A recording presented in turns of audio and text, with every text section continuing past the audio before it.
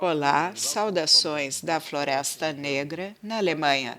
Bem-vindos a uma demonstração ao vivo sobre alimentos líquidos.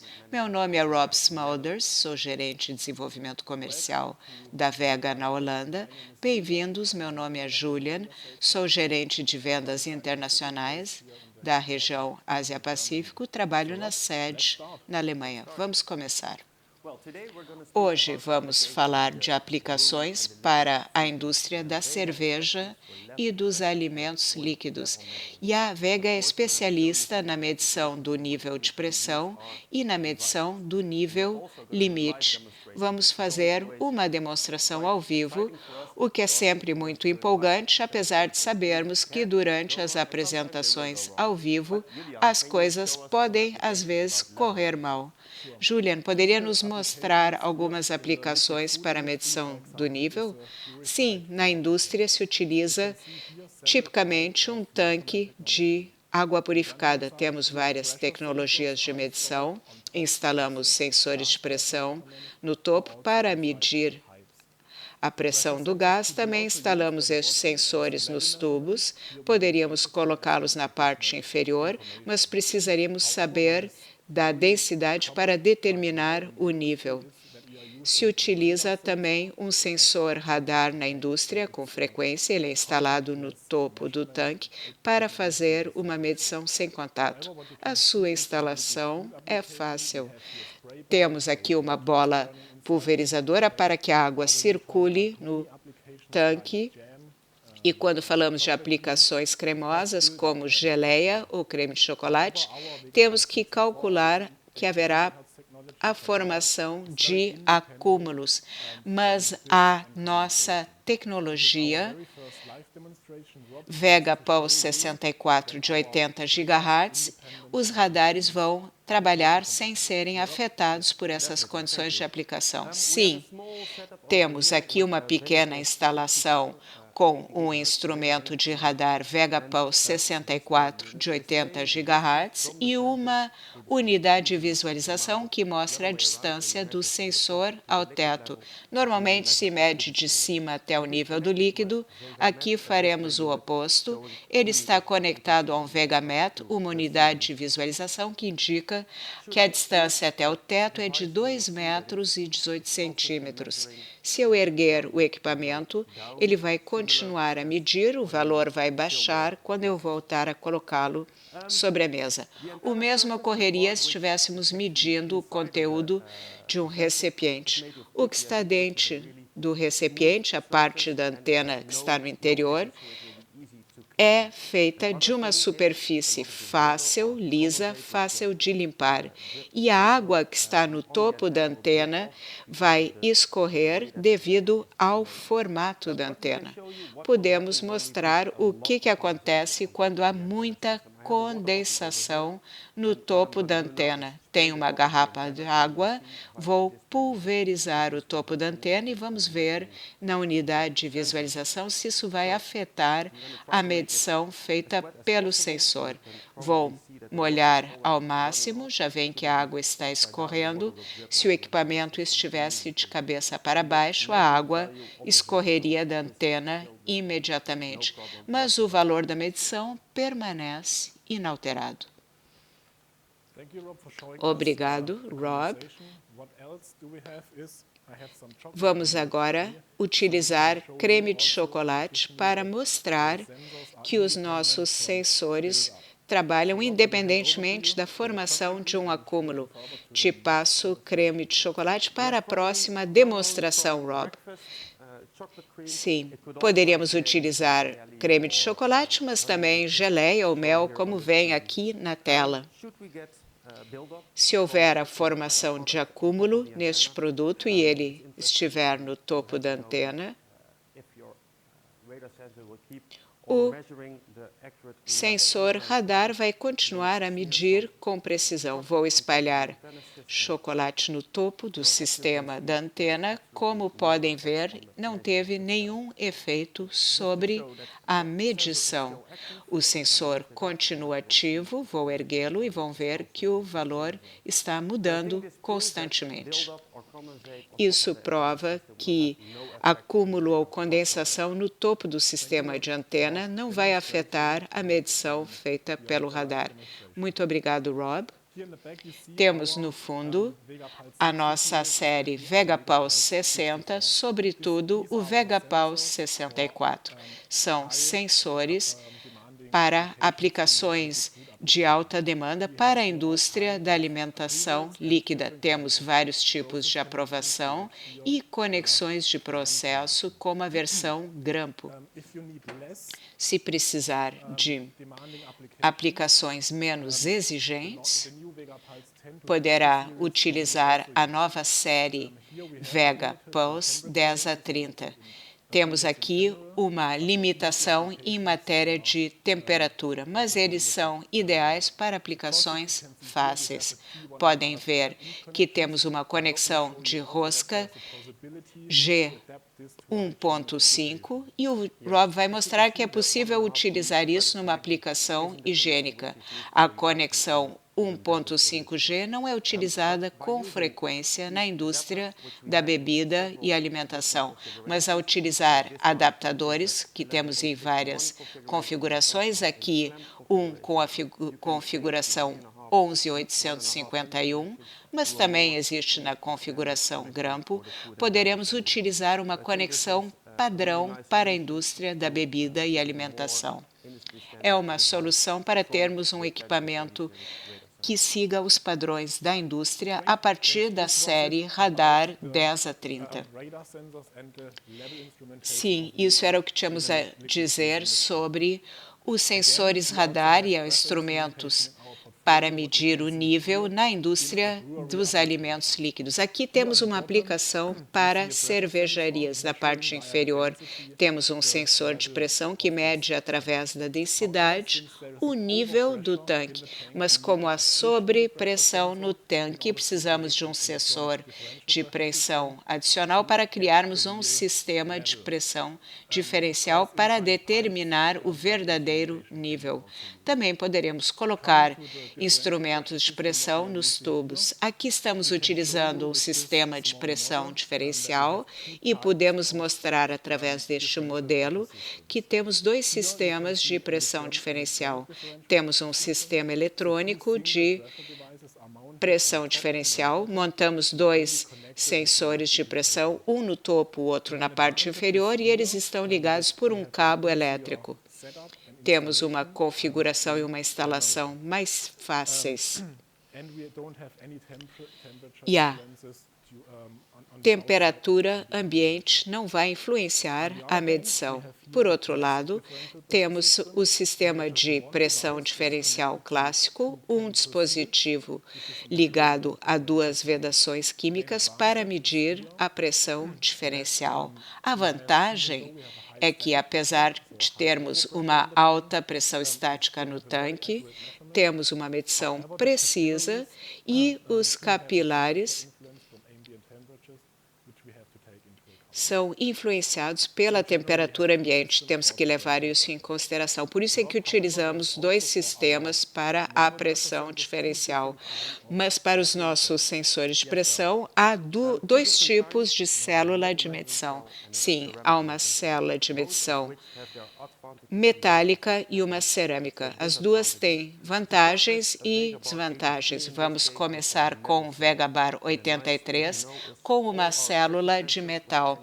E todos os sensores de pressão que terminam com um número ímpar são células metálicas. Se terminarem com um número par, serão uma célula cerâmica. Portanto, um 83 ou 39 vai corresponder a uma célula metálica. A vantagem dessa célula para a indústria da bebida e alimentação é que há uma conexão soldada entre o processo e a membrana. Então, não há bordas, não há selagem, o que permite manter a sua aplicação higiênica. A desvantagem é que precisa de uma membrana metálica que é muito frágil. É fácil danificá-la quando ela entrar em contato com um objeto pontiagudo ou quando houver material abrasivo no seu tanque, digamos, geleia com nozes. Então, essa é uma das desvantagens de uma célula de medição metálica. Passamos aqui a uma célula de medição com cerâmica, com o número 82, o número par. Aqui temos uma membrana de conexão, porque é impossível conectar o conector com a cerâmica diretamente. Mas a célula de medição é robusta, ela reage bem quando em contato com material abrasivo ou ao sofrer um choque de pressão. São uma vantagem desta célula de medição cerâmica. Podemos fazer uma demonstração com os dois modelos que temos aqui. Vamos fazer o teste de abrasão. Chamamos isso de câmara de tortura para as células de medição. Temos um sensor de pressão instalado na parte inferior de um tanque. Isso, no nosso modelo, seria um tanque com uma célula de medição cerâmica no interior. E a célula de medição cerâmica mede bem. Se eu aplicar pressão, vai ver que o valor vai mudar. Temos aqui alguns equipamentos para fazer com que a célula de medição funcione ao máximo. Temos aqui uma escova abrasiva. Se eu aplicar ela à célula de medição, vai ver que o valor vai mudar, mas quando eu deixar a célula de medição em paz, ela vai voltar à sua condição normal. E nada terá lhe acontecido. Eu posso agravar a situação utilizando esta escova para lavar louça, que é feita de fibra plástica muito rígida. Se eu aplicar isso à célula de medição, nada acontece. Se eu fizesse isso com uma célula metálica, ela teria sido danificada e teria que ser substituída. Mas no caso da célula cerâmica, nada ocorre. E se quiser agravar a situação, não faça isso com o seu equipamento pessoal, mas aqui para demonstração vou utilizar uma escova de aço para torturar a célula de medição, mas ela permanece intacta. Se fizesse isso com uma célula metálica, arruinaria esta célula. Isso mostra que a abrasão não tem nenhum efeito sobre as nossas células de medição cerâmica. Falamos de abrasão e falamos de sobrepressão. E o Julian poderá aplicar sobrepressão à célula. Sim, temos uma demonstração para mostrar que a nossa célula cerâmica é robusta quando exposta à sobrepressão ou picos de pressão. Temos um Vegabar 38 com uma célula cerâmica e aplicamos este dispositivo de pressão. Se eu apertar este botão, o ar ficará comprimido e quando a pressão do sensor for afetada, teremos uma luz vermelha para criar um choque de pressão, o que acontece quando uma válvula se abre rapidamente. Eu vou bater com um pequeno martelo neste equipamento. Veem que temos um manômetro conectado que mostra qual foi o nível de pressão. Vamos fazer uma tentativa. Bom, um pequeno golpe, 10 a 20 barras, vou repetir. Novamente, 10 a 25 barras. E como podem ver, com o choque de pressão, o sensor continua a funcionar. Mas temos um pequeno martelo. Aqui temos algo maior para um grande choque de pressão.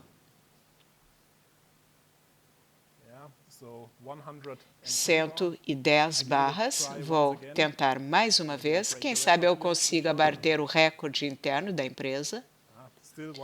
Ainda 110 barras. Isso era para demonstrar que estava funcionando. O sensor não foi afetado, o sensor funciona. Então, isso demonstra que o sensor com célula cerâmica reage bem a choques de pressão ou uma abertura súbita de uma válvula ou então a formação de acúmulo ou meio abrasivo. Não bateu o recorde hoje ficou em 150 barras. Talvez a próxima vez. Aqui temos alguns dispositivos de pressão que a Vega produz. Temos aqui a série Vegabar 80, feita por sensores totalmente personalizados.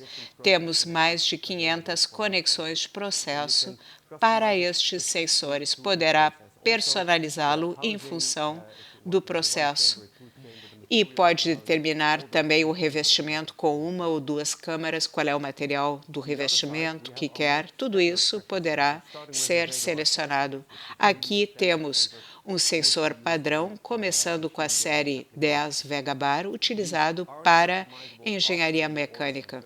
Não poderá personalizá-los depois de encomendá-los. Se encomendar um sensor da série 1 a 10, não poderá modificá-los. Também temos a série Vegabar 20 e a série Vegabar 30. A 30 é a que vem com o equipamento de visualização.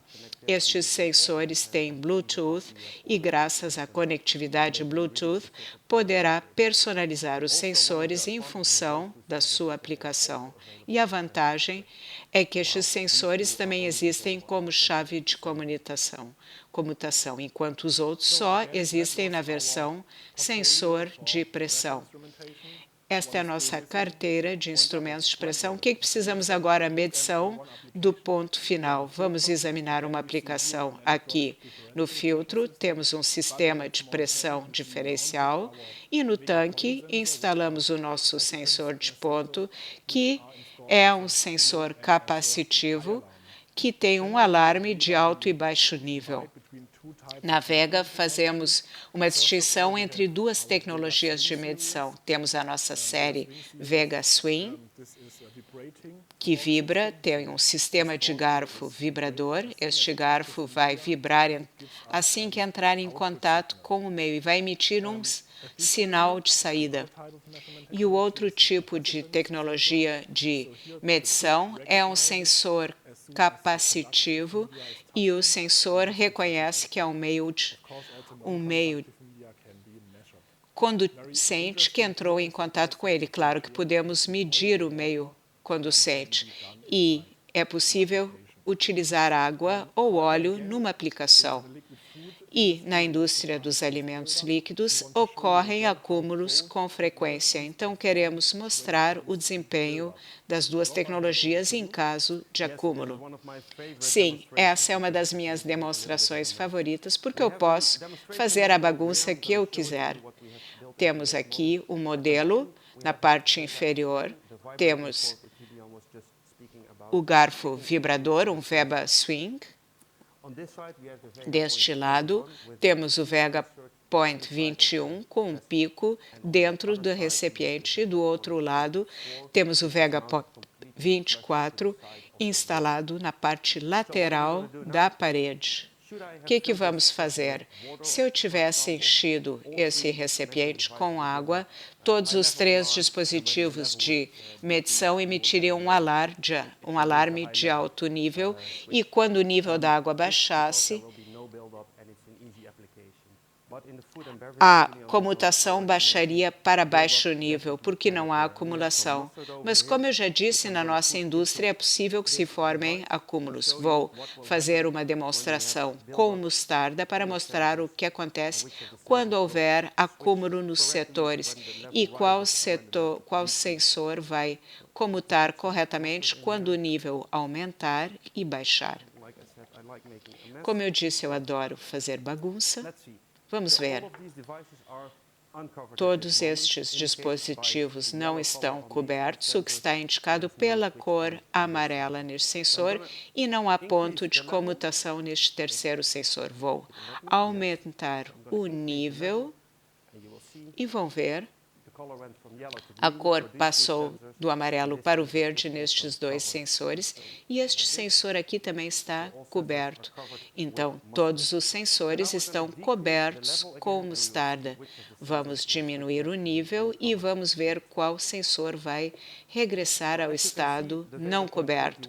O Vega Point 21 foi afetado pelo acúmulo, mas permanece em estado coberto. O mesmo se aplica ao Vega Swing, que continua no estado coberto, e o Vega Point 24, que reage bem ao acúmulo, passou de um estado coberto ao estado descoberto, embora haja acúmulo na sua extremidade.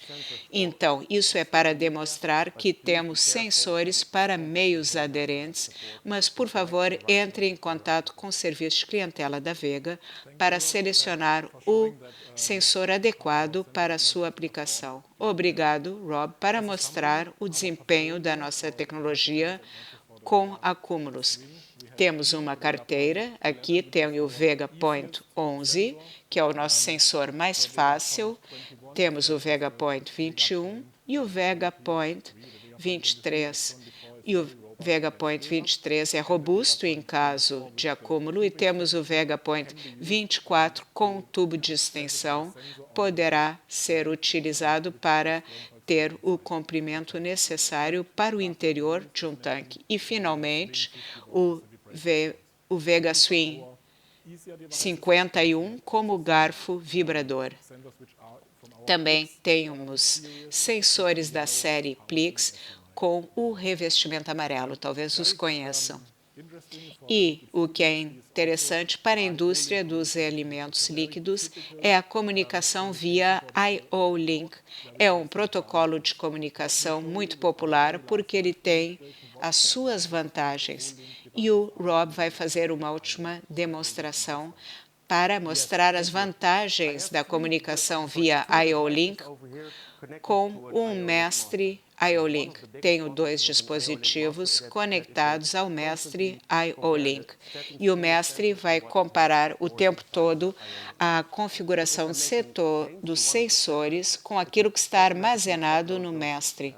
Então, se eu mudar o sensor, os parâmetros que estão armazenados no mestre IO-Link serão transmitidos a ele imediatamente. Se houver um defeito num dispositivo, eu terei que trocá-lo e o novo dispositivo será alimentado com os parâmetros que estão armazenados no mestre IO-Link. Tenho o meu tablet conectado a este sensor. Pode ver que quando eu cubro a sua ponta, ela fica verde. Podem ver que o status é coberto. Aqui temos mais um sensor com a mesma configuração, amarelo para descoberto e verde para coberto. Vamos dizer que este é o novo dispositivo. Vamos fazer alterações deste dispositivo, vamos mudar a cor e as configurações ficarão armazenadas no mestre IO-Link. E quando eu conectar o novo dispositivo, estes dados serão imediatamente transferidos ao novo dispositivo. Vamos à configuração, escolhemos cor e diremos que não queremos a cor amarela. Queremos a cor vermelha. E o status vai armazenar que o vermelho é para descoberto e o verde para coberto. Então, estes parâmetros foram transmitidos via Bluetooth ao sensor. Digamos que esse sensor tenha um defeito e eu tenha que trocá-lo. Desconecto o sensor e conecto um dos novos dispositivos que não foi configurado e o mestre IO-Link vai transferir as configurações automaticamente para o novo sensor. Vermelho para descoberto, verde para coberto, o que nos faz poupar tempo. Ótimo, Rob. Muito obrigado. Essa foi a última demonstração ao vivo. Chegamos ao final do nosso webinar. Espero que tenham desfrutado do webinar. Muito obrigado pela atenção. Nós gostamos de fazer as demonstrações. Bom dia, esperamos vê-los em breve para mais um webinar da série Vega Live. Muito obrigado.